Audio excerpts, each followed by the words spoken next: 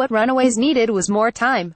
I rarely feel like shows need more episodes in a season, but in this case, the show wrapped up at a point that felt far too abrupt and unsatisfying. After a season overstuffed with mysteries, what does Jonah want? Can the remaining members of the Pride move past their failures? How will the kids survive? What happened, Amy? What's so special about Carolina? The titular, superpowered misfits' ultimate showdown with their villainous parents only yielded more questions than answers, and the lack of resolution came off more frustrating than thrilling.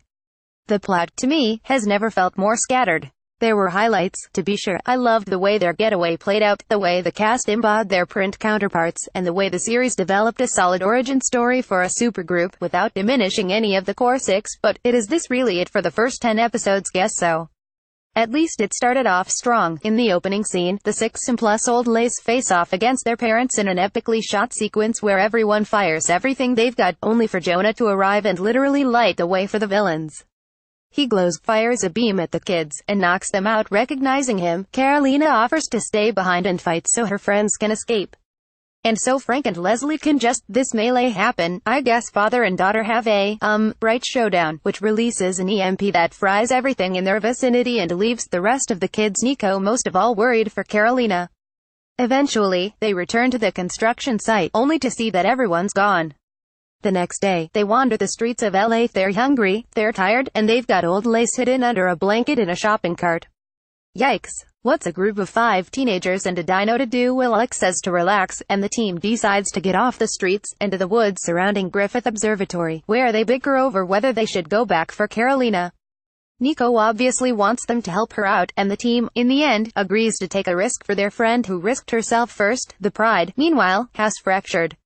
They accuse each other of how much they knew about their kids' abilities. Turns out, none of them had any clue. And so, in the spirit of parental kinship, they decide to put all their cards on the table, with Tina revealing that she had nothing to do with the Hernandezes, but Leslie did, and that she's sorry it happened. Leslie explains that she didn't know Molly would be there, but that somehow, they must have found out what happened to Molly's parents, pieced it all together, and gone to the dig site.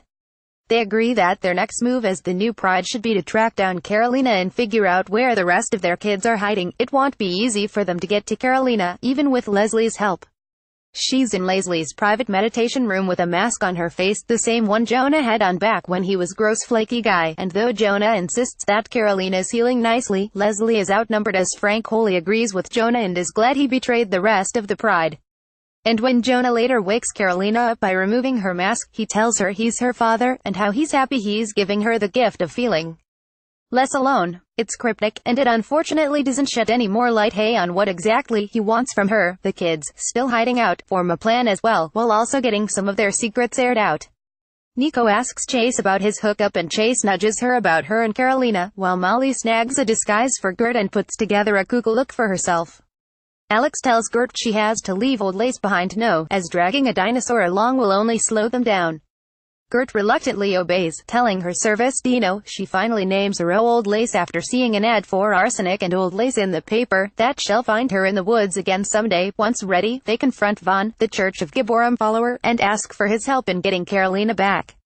They tell him about what's really been happening to Leslie's Runaways, and how Carolina could be next, but Vaughn refuses to listen to their tales.